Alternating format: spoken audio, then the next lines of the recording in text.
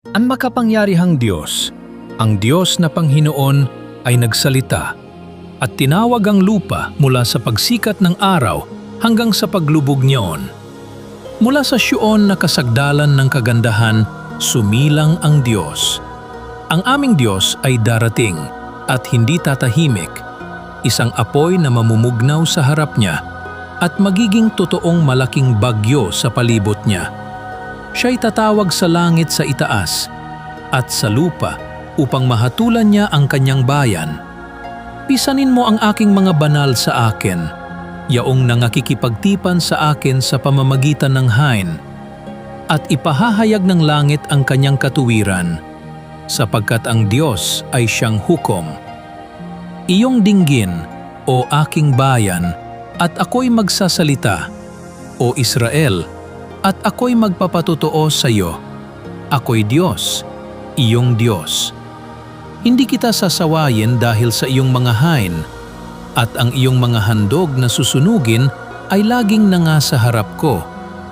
Hindi ako kukuha ng baka sa iyong bahay, inang kambing na lalaki sa iyong mga kawan.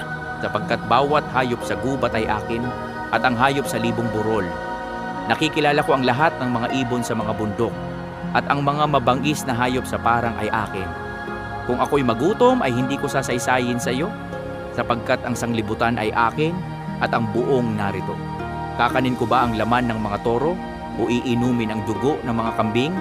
Ihandog mo sa Diyos ang haing pasasalamat at tuparin mo ang iyong mga panata sa kataas-taasan at tumawag ka sa akin sa kaarawan ng kabagabagan. Ililigtas kita at iyong luluwalhatiin ako. Ngunit sa masama ay sinasabi ng Diyos, anong iyong gagawin upang ipahayag ang aking mga palatuntunan at iyong kinuha ang aking tipan sa iyong bibig? Palibas at iyong kinapuputan ng pagtuturo at iyong iniwawaksi ang aking mga salita sa likuran mo. Pagka nakakita ka ng magnanakaw, pumipisan ka sa kanya at naging kabahagi ka ng mga mapangalun niya. Iyong ibinubuka ang iyong bibig sa kasamaan at ang iyong dila ay kumakada ng karayaan. Ikaw ay nauupo at nagsasalita laban sa iyong kapatid. Iyong dinudusta ang anak ng iyong sariling ina. Ang mga bagay na ito ay iyong ginawa at ako'y tumahimik. Iyong inisip na tunay na ako'y gayong gaya mo. Ngunit sasawayin kita at aking isasaayos sa harap ng iyong mga mata. Gunitain nga ninyo ito, ninyong nangakalilimot sa Diyos. Baka kayo'y aking pagluray-lurayin at walang magligtas. Ang naghahandog ng haing pasasalamat ay lumuluwalhati sa akin.